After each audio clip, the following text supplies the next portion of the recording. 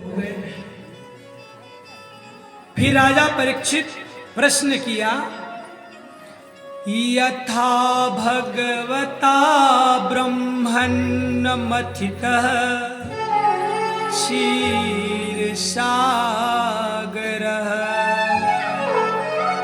यदर्थवायतः साधिं दधारम्बुचरात्मना।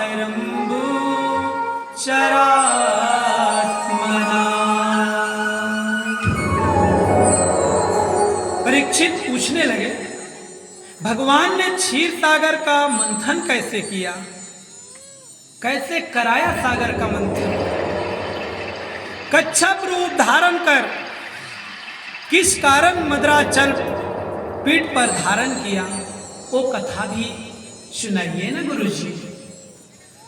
तो सागर मंथन की कथा अब सुनाने लगे। तो धर्म प्रेमी सज्जनों, हर कथा में ज्ञान है, हर कथा में सीखने लायक बातें हैं, समझने लायक सुंदर शब्द है। तो ये जीवन का मंथन ही, संसार मंथन ही सागर मंथन है। इस सागर का मंथन कर हर कोई कुछ न कुछ पाना चाहते हैं। माने संसार में आए हैं तो सब नर नारी कुछ न कुछ पाना चाहते हैं, सब लोग मेहनत करते हैं। तो जो सब संसार में जो हम पाते हैं और जिनके लिए इतना संघर्ष करते हैं, क्या बोल देते हैं, ये रत्न है। जो मिलता है संसार में सबको हम रत्न समझते हैं। कहते हैं ना, अमुक के यहाँ बेटी रत्न की प्राप्ति हुई है, रत्न है ना। अमुक के यहाँ बेटा रत्न आया है, मतलब सब हमारे लिए रत्न की तरह है। तो सागर का मंथन किसने किया? देवताओं ने किया और दैत्यों ने मिलकर किया। तो संसार में भी तो दोनों प्रकार के लोग रहते हैं। देवता जैसे सीधे साधे लोग रहते हैं और दैत्य जैसे उल्टे पुल्टे कर्म करने वाले लोग भी रहते हैं। तो रत्न तो सब पा सकते हैं, धन दौलत पाना बड़ी बात नहीं है, बेटी बेटा परिवार रहना बड़ी बात नहीं है, ये सब रत्न है। तो सब रहे और कहीं भगवान की कृपा न रहे तो जीवन अधूरा है। भगवान का होना, उनकी कृपा दृष्टि का होना जरूरी है, और वही कृपा ही तो अमृत है। तो सब पाओ लेकिन कृपा से भी वंचित मत रहो। लक्ष्मी शुति अरुदारा पापी के भी हो,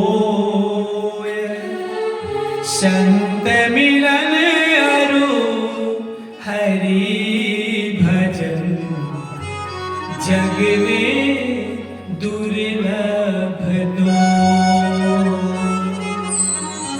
तो भगवान का नाम सदा रहे, तब ये जीवन का मंथन सही है। तो ये सागर मंथन में ये सब चीज हुआ, सागर मंथन। इसकी शुरुआत कारण क्या है? तो ध्यान से सुनो। एक समय की बात है, ऋषि दुर्वासा घूमते हुए चले आ रहे हैं, लोकालोक भ्रमण करते हुए। उनके हाथों में एक माला है। क्या है? पारिजात की एक माला लिया हुआ है।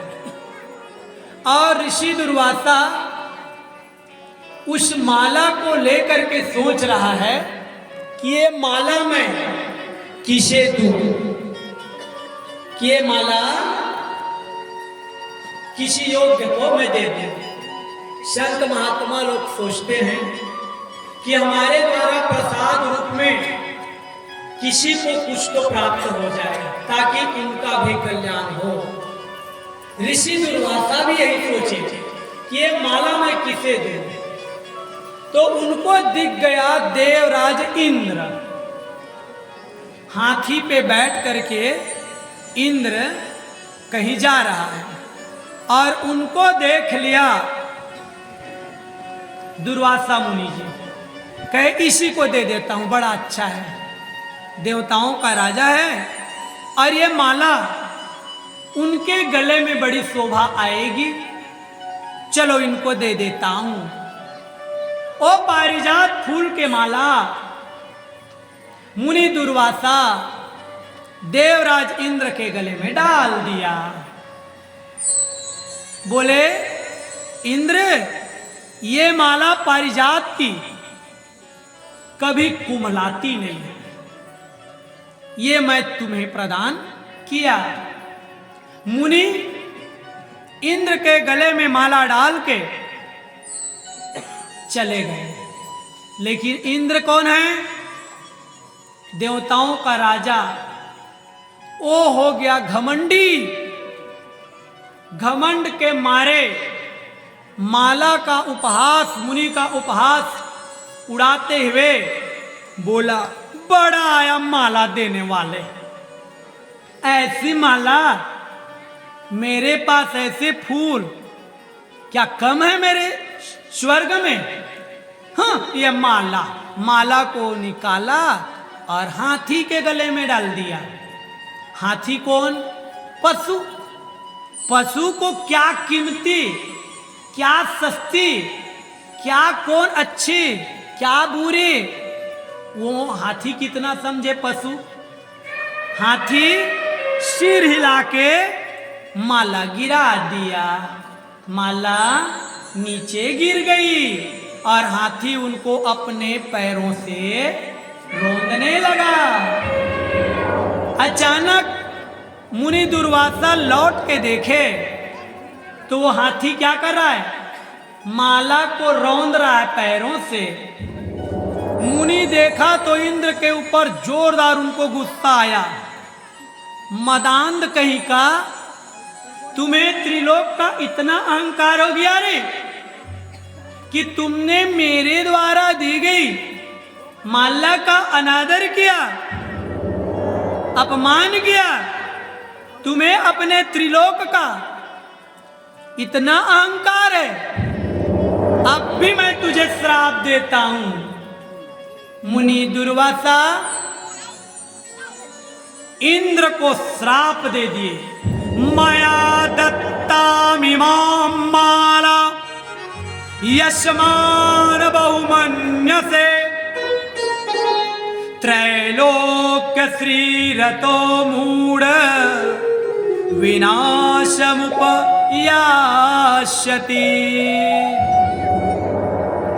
मेरा श्राप है कि तू श्रीहीन हो जाएगा और तेरा त्रिलोक शीघ्र ही तुमसे छीन जाएगा।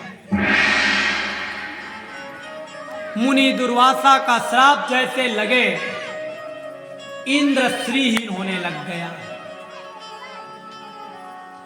दैत्य लोगों को यह बात पता चल गई और देवताओं के ऊपर आक्रमण कर दिया। आखिर में देवता परास्त हो गए और दर दर की ठोकरें खाने लगे। क्यों हुआ ऐसा? क्योंकि एक संत के द्वारा दिए गए माला प्रसाद का अनादर किया। किसने किया? देवराज इंद्र ने।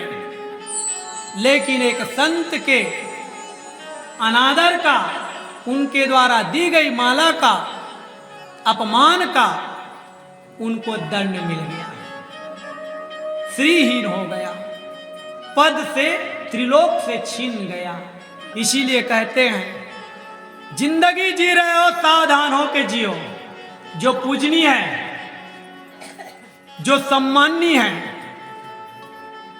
उनको जरूर समयानुसार शिष्टाचार दो, उनकी बात को सुनो, समझो, उनके द्वारा कोई वस्तु दी जाती है, उनका सम्मान करो, उनके सलाह को मानो, जीवन अच्छा बनेगा। नहीं तो साधु संत महात्मा और बड़े बुजुर्गों का जिसे कहीं अभिशाप लग गया तो फिर बर्बाद होने में देर नहीं है। तो जीवन को आबाद जीना सीखो, बर्बाद नहीं होना है। आज देवराज इंद्र जैसे की दुर्गति शुरू हो गई, देवता दर दर की ठोकरें खाने लगे, और जब भी कोई विपत्ति आई, कोई परेशानी आई, कोई भी संकट आए, तो आखिर देवता क्या करते हैं? मछली की तरह तड़पते हैं, और मछली पानी के बिना रह नहीं सकती है, तड़पती है। सूखी मीन जे नीर अगाधा, नीर अगाधा,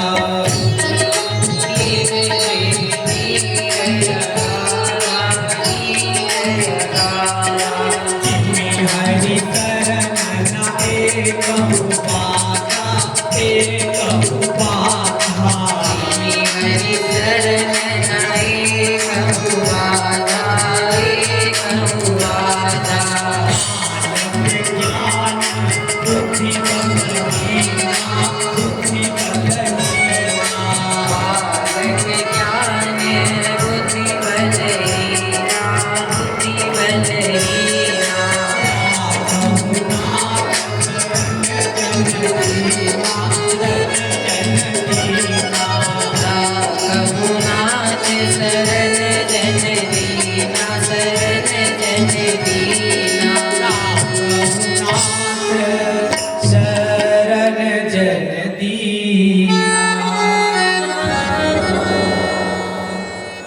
तो सब लोग देवता आखिर में भगवान नारायण के शरण में चले गए और भगवान को पुकारने लगे, रक्षा करो प्रभु, रक्षा करो प्रभु, सहायता करो प्रभु, सहायता करो प्रभु।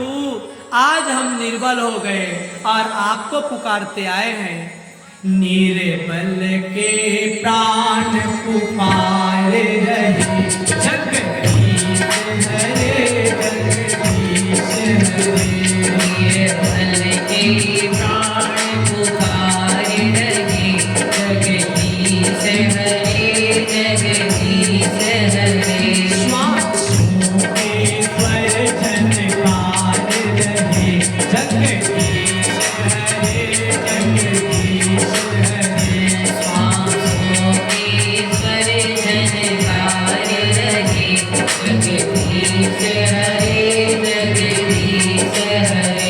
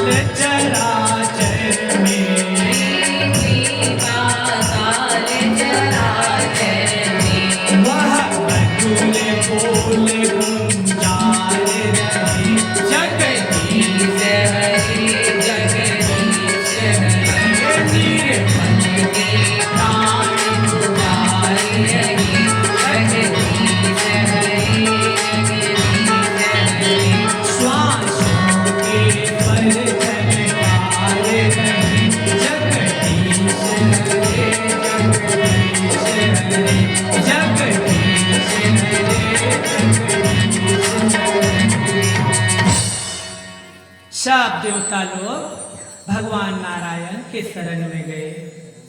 भगवान पूछे, क्या बात है? इतना दुखी कैसे हो आप देवता लोग? देवता लोग सारी बातें बताए, भगवान हम लोग हार गए, त्रिलोक हमारा छीन गया, हम दर दर की ठोकरें खा रहे हैं, हम तो बहुत दुख में हैं प्रभु, आप ही बताओ ना हम क्या करें। तब भगवान बोले बैठो एक कहानी सुनो। क्या बोले भगवान? अब बताओ कोई अपना दुख संकट लेके आए और सामने वाला बोले कहानी सुनो, तब क्या करोगे? सुननी ही पड़ेगी, सुनाने वाला ही ऐसा निराला है। देवता लोग कहे सुनाओ ना प्रभु, हमने अपना दुख सुनाया, आप अपनी कहानी सुना दो, सुनेंगे। तो भगवान नारायण जी क्या कहानी सुनाते हैं, आप लोग भी ध्यान से सुनो भगवान के मुख की ये कहानी। अर्योऽपि संध्यया सती कार्यात् गौरवे अहिमूषक वद देवा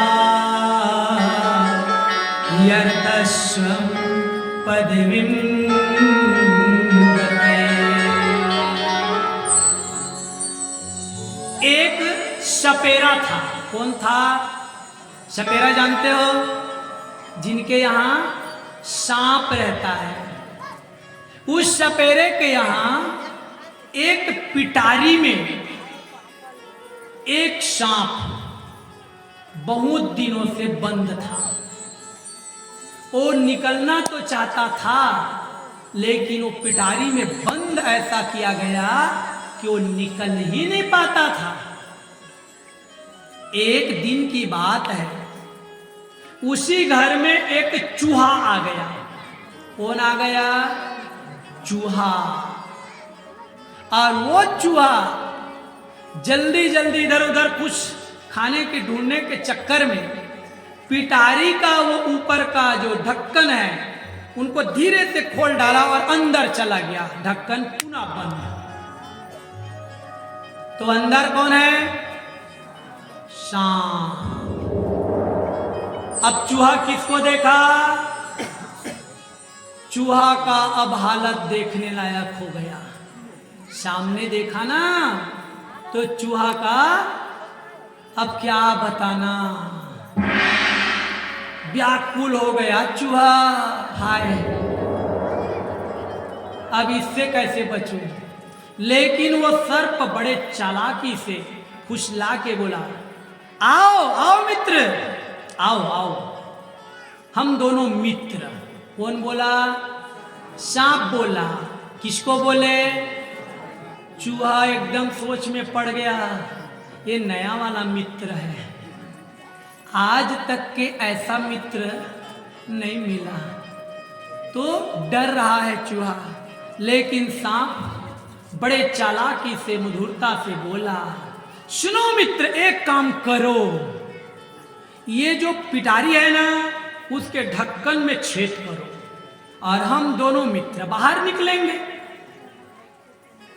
चूहा अब वो पिटारी अपने पैने पैने दांतों से छेद कर दिया और जैसे ही छेद हुआ सर्प उस छेद से बाहर निकल गया और फन फैला लिया। अब चूहे को बोला, अब बाहर आओ मित्र। चूहा बाहर आया और एक ही बार में सांप चूहे को क्या कर दिया? हाँ। अब देवताओं को भगवान पूछे कहानी कैसी लगी, बोलो। देवता बोले, क्या प्रभु, पिटारी में सांप और सांप ने चूहे को खा लिया। कहीं यही नहीं समझते इसलिए दुख पाते हो। अरे वो पिटारी और कोई नहीं, दुखी तो पिटारी है, वो सर्प और कोई नहीं, तुम ही तो बंद हो देवता लोग दुख रूपी पिटारी में, और चूहा समझ लो उन दैत्यों को। तो काम बनाते तक के मित्र, और काम हुआ तो फिर हो गया काम, और क्या। कहे प्रभु पूरी बात समझा दो ना।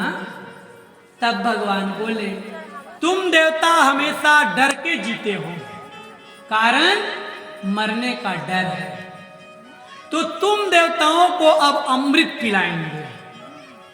क्या करेंगे? अमृत पिलाएंगे। तो देवता पूछे अमृत कहां से आएगा प्रभु? तब भगवान बोले सागर का मंथन होगा, और सागर का मंथन करने से पहले एक काम करो, जितनी लता औषधियां हैं, वन्य जड़ी बूटियां हैं, वो सब जड़ी बूटियों को सागर में डाल दो पहले से, और सागर मंथन की तैयारी करो। कहे ये तैयारी कैसे होगी प्रभु? तो बोले दैत्यों से मित्रता कर लो। दैत्यों का राजा है बलि,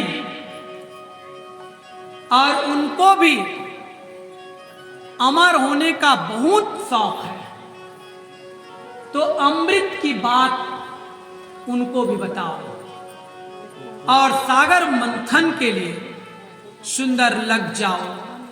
तो भगवान क्या बताए? क्षिप्ते वा चिरो दधौ सर्वा विरु तृणलतौषधि मंथानां मंदरं कृत्वा नेत्रं कृत्वा तुवा सुखिम। तो बोले मंथानां मंदरम कृत्वा, मंदराचल पर्वत को मथानी बनाना है, और वासुकी नाग को नेति बनाना है, मथानी की रस्सी बनाना है, और देवता और दैत्य दोनों मिल करके सागर का मंथन करना।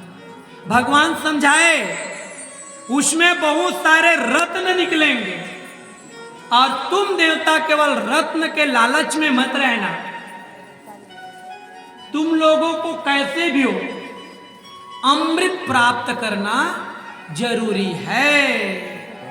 भगवान के बताए अनुसार अब देवता लग गए। सबसे पहले राजा बलि के पास गए, उनको मित्रता का हाथ बढ़ाए। इसके बाद में फिर वासुकी नाग को जाके बोले तुम्हें भी अमृत देंगे। अमृत के लालच में वो भी तैयार हो गया। अब मंदराचल पर्वत को लाने लगे। तो जैसे मंदराचल पर्वत को लाने लगे, तो ला रहे थे तो हो गया घमंड। क्या हो गया? इतना बड़ा भारी पर्वत हम लोग उठाए हैं, कितना बलवान है हम। जो ही ऐसा विचार मन में आया, मंदराचल भारी हो गया। सब लोग किसी का हाथ दबा, किसी का पैर दबा, कोई पूरा दबे। अब चिल्लाने लगे हाय हाय हाय हाय हाय, बचाओ बचाओ बचाओ। भगवान गरुड़ से पूछे, गरुड़ ये लोग गए मंदराचल पर्वत लाने, बहुत देर लगा दिए हैं, चलो तो देखते हैं ये देर किस बात की। उस समय गरुड़ छोटा था, बाल अवस्था, और जैसे ही भगवान और गरुड़ पहुंचे तो सब लोग दबे हुए हैं। बचाओ प्रभु बचाओ प्रभु बचाओ। भगवान पूछे क्या हो गया? बोले ये मंदराचल बहुत भारी है, हम दब गए। तब भगवान बोले मंदराचल भारी नहीं है, तुम लोगों का घमंड भारी हो गया था, इसीलिए तुम दब गए। तो भगवान यहां बता रहे हैं जीवन में समय आता है तो बड़ा से बड़ा काम करो, लेकिन उस बड़े काम को करते समय मैं इतना बड़ा काम कर रहा हूं और कोई नहीं कर सकता, ये घमंड मत करना। जिस दिन तुमने घमंड किया किसी कार्य के लिए, वो कार्य बहुत भारी हो जाएगा और तुमसे होना बड़ा मुश्किल हो जाएगा। तो भगवान बता रहे हैं अहंकार नहीं करना। गरुड़ से पूछे, मानो अब गरुड़ की परीक्षा हो रही है। गरुड़ अब क्या इरादा है, क्या करें बोलो। तब गरुड़ भगवान को प्रणाम करके बोले, कहे प्रभु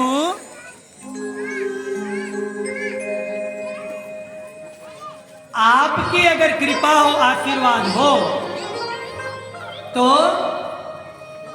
ये काम में मैं भी मदद कर सकता हूं। कहे गरुड़ तुम्हें आशीर्वाद है, तुम्हारे ऊपर मैं बिल्कुल कृपा करूंगा, बोलो। कहे प्रभु मैं अपना शरीर विस्तार कर लेता हूं, बढ़ा लेता हूं, बड़ा कर लेता हूं आपकी कृपा से, और ये दैत्य देवता और पर्वत को अपने बाएं पंख पे रख लेता हूं। आप सुंदर दाहिने पंख पे बैठो और मैं ले चलता हूं। बस गरुड़ ने भगवान से यूं आशीर्वाद लिया, एक तरफ भगवान को दाहिने पंख पे बैठाया और बाएं पंख पे दैत्य देवता और पर्वत को रखे और गरुड़ उड़ना शुरू कर दिए। भगवान बीच में गरुड़ से पूछे, गरुड़ बाप रे इतने सारे लोगों को उठाए हो, इतना बड़ा पर्वत ऊपर से मेरे को। गरुड़ तुम्हें बहुत भारी लग रहा होगा ना, बहुत मेहनत कर रहे हो। गरुड़ मुस्कुरा के बोले, प्रभु ये मैं नहीं कर रहा हूं, ये तो आपकी कृपा, आपके आशीर्वाद से सब हो रहा है। प्रभु आपकी कृपा से सब काम हो रहा है। भगवान की कृपा से सब काम अच्छे से होता है। गरुड़ के विचार को भगवान समझ गए कि मेरा गरुड़ अभी कोई घमंड में नहीं है।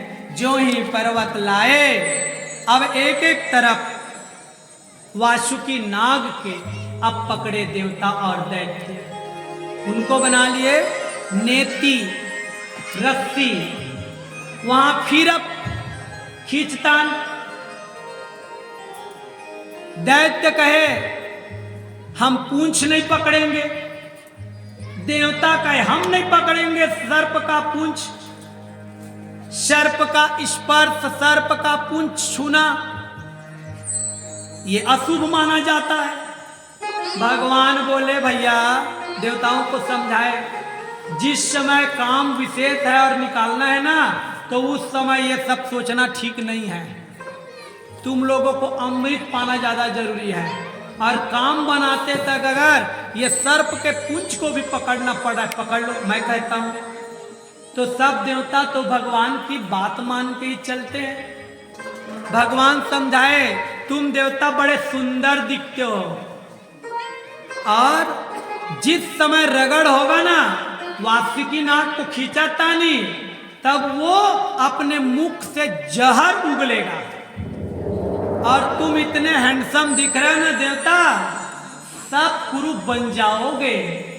तो मेरी बात मान लो, पूंछ पकड़ लो, खास नहीं बिगड़ेगा। देवता मान गए। कहे वो राक्षस तो खुद ही काले कल उठे हैं, उनके ऊपर वासुकी नाग जहर भी उगलेगा ना, तो वैसे ही रहेंगे। भगवान की बात माने और फिर दोनों पकड़े, सिर तरफ पकड़ लिए दैत्य, पूंछ को पकड़े हैं देवता, और मंथन का कार्य शुरू हुआ। जैसे ही मंथन का कार्य शुरू हुआ, 2-4 बार मथानी हिलाए, मंदराचल पर्वत डूबने लगा। कहे प्रभु ये क्या हो गया, ये तो पर्वत डूब रहा है, अब मंथन कैसे होगा। भगवान बोले चूक गए भैया, जिनको जो वरदान मिला है उनके अनुसार उनको समय मिलना जरूरी है। तो किसको बता रहे हैं भगवान, ये देवताओं के बहाने हम सबको बता रहे हैं। कोई भी कार्य करते हो तो सबसे पहले याद करो गजानन स्वामी को। किसको? गणपति जी को याद किए बिना कोई काम करते हो तो उसमें विघ्न आने का डर रहता है। भगवान गणपति जी की याद में पूजा में ध्यान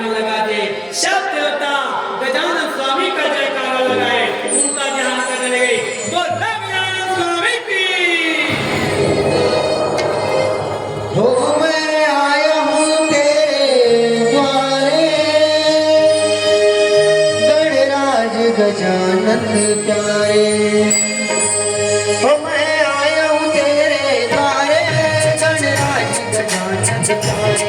मेरी नैया पड़ी है किनारे, वो विघ्न विनाशन हारे।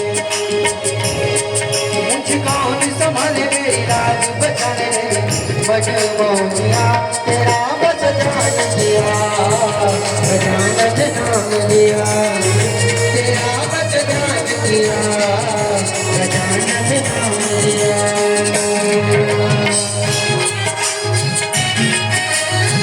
देव जी महाराज कहते हैं, राजा परीक्षित देखो भगवान की कैसी न्यारी लीला है।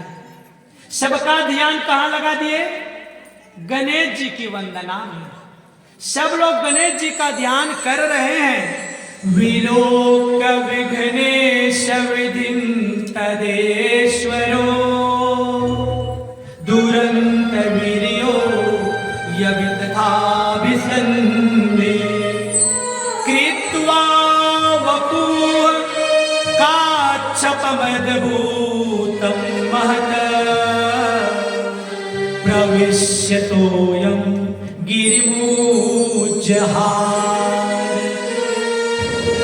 सब लोग गजानन स्वामी का ध्यान कर रहे हैं और भगवान क्या कर रहे हैं?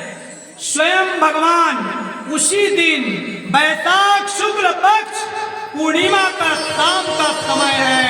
भगवान 1,00,000 योजन का बहुत बड़ा कछुआ बन के कच्छप अवतार लेके सागर के अंदर प्रवेश कर लिया। बोलो कच्छप भगवान की। और उस विशाल मदराचल पर्वत को भगवान अपनी पीठ में उठा लिया। तो भगवान कच्छप ही क्यों बने, कछुआ ही क्यों बने? क्योंकि सबसे ज्यादा कठोर कछुए का पीठ होते हैं। तो भगवान कच्छप रूप में सुंदर मंदराचल को उठा लिए। अब इसके बाद में फिर मंथन का कार्य शुरू हुआ। मतते मतते सोने की घड़ा में कलश में हलाहल निकला। क्या निकले? विष जहर। और उस विष जहर से काला काला धुआं निकलने। जब उस विष का धुआं प्रभाव सब देखे, व्याकुल हो गए।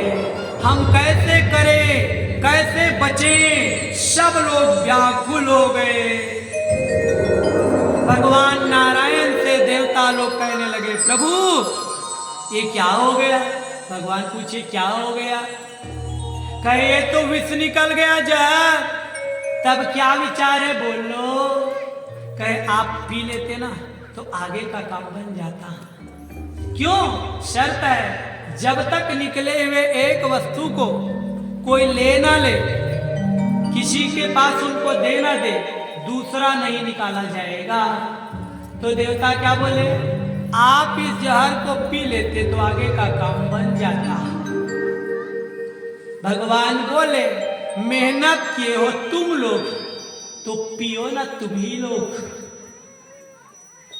देवता बोले हम मर जाएंगे प्रभु। क्या? विष पिएंगे तो हम मर जाएंगे? भगवान बोले मैं पी के कहीं मर गया तो? देवता बोले हम क्रियाकर्म कर देंगे ना। भगवान मुस्कुराए बोले तुम लोग भी पी सकते हो, पी के देखो ना, मैं क्रियाकर्म कर दूंगा। तो भगवान क्या इतने कमजोर है? कल प्रहलाद के लिए जो विष दिया उनको कौन पिया? भगवान। तो भगवान सब बना सकते हैं, लेकिन भगवान कहते हैं सब नाम मेरे को ही मिले तो भोले बाबा को कौन जानेगा? उनको भी तो जनाना जरूरी है ना, वो भी तो महादेव है। तो महादेव के पास इन लोगों को भेजना जरूरी है। और सबको भगवान महादेव जी के पास भेज दिए। विलोक्यतम देववरम त्रिलोक्या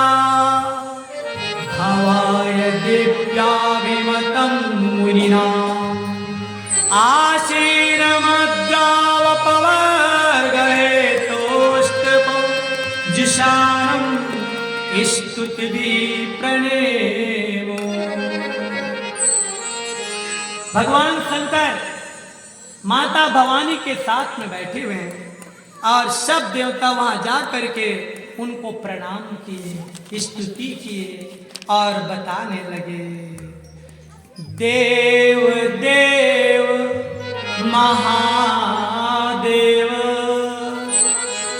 भूतात्मन भूत भावन त्राहिण शरणापन्ना त्रैलोक्य दहना भोलेनाथ, ये त्रिलोक आप ही बचा सकते हो, तो प्रभु सब तरफ दहक रहे हैं प्रभु, इस विष के लिए, विष के कारण बचा लो प्रभु, बचा लो। आज शिव शंकर को मना रहे हैं सब देवता लोग, और जब शिव शंकर को मना लिया तो काम बनेगा ही। इसीलिए कहते हैं क्या, शिव शंकर को जिसने पूजा, शिव शंकर को जिसने पूजा उसका ही उद्धार हुआ। अंतकाल को भवसागर में उसका बेड़ा पार हुआ। शिव शंकर को जिसने पूजा उसका ही उद्धार हुआ। अंतकाल को भवसागर में उसका बेड़ा पार हुआ। भोले शंकर की पूजा करो, ध्यान चरणों में इनके धरो। शिव शंकर को जिसने पूजा उसका ही उद्धार हुआ। अंधकाल को भवसागर में उसका बेड़ा पार हुआ।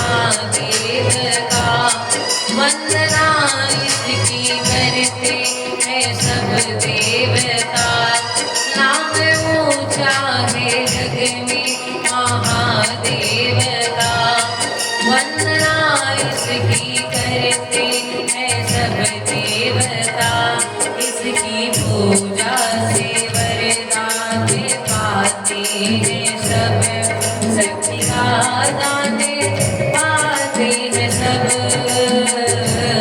शक्ति का दान पाते हैं सब। नागेश्वर प्राणी सब पर भोले का उपकार हुआ, नागेश्वर प्राणी सब पर भोले का उपकार हुआ। अंतकाल को सागर में उसका बेड़ा पार हुआ, अंतकाल को भवसागर में उसका बेड़ा पार हुआ। शिव शंकर को जिसने पूजा उसका ही उद्धार हुआ, शिव शंकर को जिसने पूजा उसका ही उद्धार हुआ।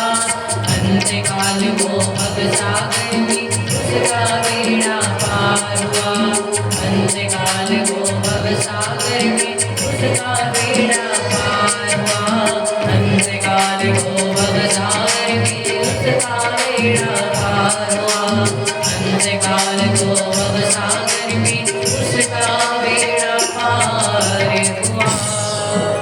सब देवता लोग भगवान भोलेनाथ जी से बोले, त्वमेकः सर्व जगत ईश्वरो बंध मोक्षयो तं त्वामर्चन्ति कुशलाः प्रपन्नार्ति हरिं गुरु। हे भोलेनाथ, आप भी समस्त प्राणियों के आत्मा और उनके जीवन दाता हैं। हम आपके शरण में आए हैं। त्रिलोकी को भस्म करने वाले विष से हमारी रक्षा कीजिए प्रभु। सारे त्रिलोकी जगत को बांधने और मुक्त करने में आप ही समर्थ हैं। सब आपकी आराधना करते हैं। शरणागत की रक्षा करने वाले हे जगत गुरु, हे बोले, आप ही इस विष को पी करके स्वीकार करके हमारा कार्य बनाइए प्रभु। सब देवता लोग भगवान भोलेनाथ जी से बार बार विनम्रता स्तुति कर रहे हैं। भवानी कहती है, पार्वती नहीं जाना, नहीं जाना, अपने लिए ये सब कर रहे हैं, आपको जहर पीने को बोल रहे हैं, नहीं पीना भोलेनाथ। भगवान भोलेनाथ जी कहे, ये क्या बोलती है भवानी?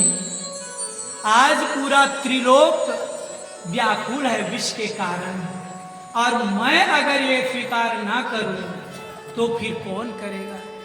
अपने लिए तो संसार में सब सोचते हैं, जो दूसरों के लिए सोचे वही शिव है। जीव स्वार्थी हो सकता है, लेकिन भगवान स्वार्थी नहीं है, तभी तो उनकी पूजा होती है, करुणा करते हैं भगवान। भगवान भोलेनाथ जी बोले, जाना ही पड़ेगा भवानी, मैं जा रहा हूँ। भगवान जाने के लिए तैयार हो गए। जैसे ही वहां पे आए तो भगवान नारायण जी वहां पे है। विष का वो जहर का वो घड़ा भगवान भोलेनाथ जी को दे दिए। जैसे ही भोलेनाथ जी उस जहर के घड़ा को लिए, एक टक देखने लगे नारायण जी को, और देखते देखते भोलेनाथ शंकर की आंखों में आंसू आने लगे। क्या आने लगे? आंसू।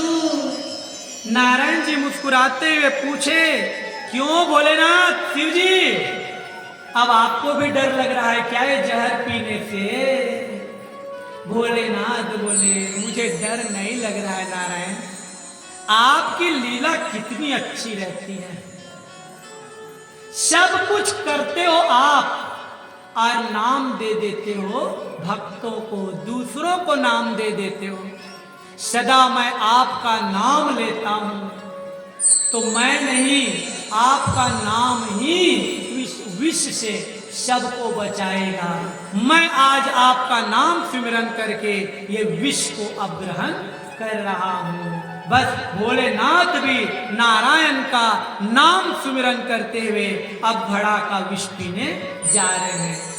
नाम प्रभाव जानी शिवनी को, जानी शिवनी को, नाम प्रभाव जानी शिवनी को, जानी शिवनी को, नाम प्रभाव जानी शिवनी को, जानी शिवनी को, नाम प्रभाव जानी शिवनी को, जानी शिवनी को, काल कूट फल दीन अमी को, दीन अमी को, कालकूट फल दीन अमी को, दीन अमी को, काल कूट फल दीन अमी को, दीन अमी को। कालकूट फल दीन अमी को, दीन अमी को।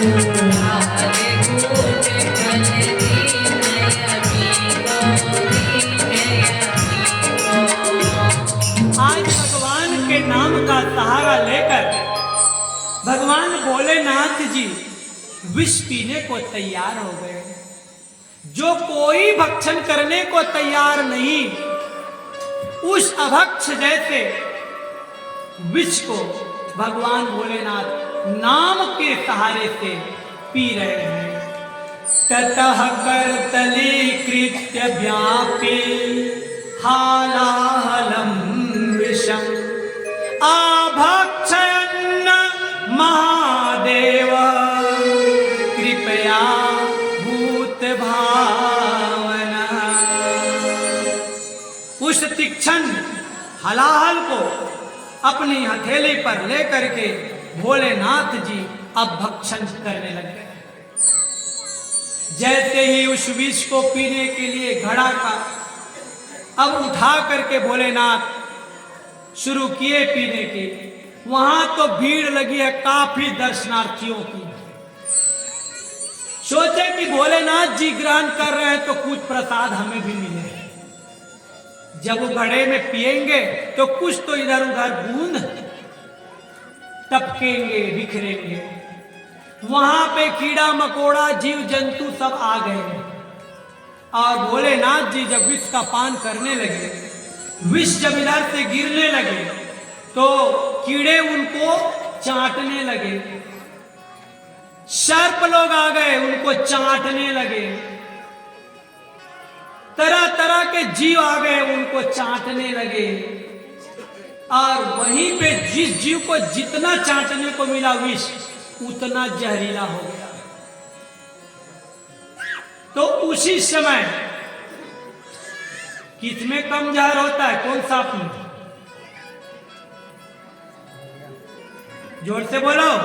के बाद में सबको आते देखे तो बिच्छू लोग भी आ गए। कौन आ गए? और बिच्छू लोग भी जब जहर उठाए तो वो क्या किए? पूंछ में उठा लिए। क्यों? बहुत भीड़ है और जो चीज इतने मेहनत से मिल रही है उनको आराम से स्वाद लगा के हम लोग पान करेंगे। बिच्छू जब लेके उनको जाने लगे तो रास्ते में सर्पों से पूछा कैसा स्वाद था। सर्प लोग बोले मत पूछ, कोई स्वाद नहीं, एक नंबर का कड़वा बेकार। बिच्छू बोले जिंदगी भर में पिएंगे उसको, तो पूंछ में लटकने दे। तो बिच्छू का जहर कहाँ रहता है? हाँ, वो एक बार अगर डंक मार देना तब कैसे लगता है? लगता है ना रसगुल्ला के स्वाद जैसा है। जिनको बिच्छू डंक मारे हैं उनसे पूछो कि उसको कितना आनंद होता है ना? तो बिच्छू का डंक पूंछ में होता है। इस तरह से महादेव जैसे ही उस विष का पान किए, कंठ में आया वही रोक दिए। महादेव का कंठ नीला पड़ गया। और सब लोग महादेव की सुंदरता को देख करके उसमें और जयकारा लगा दिए। बोले नीलकंठ महादेव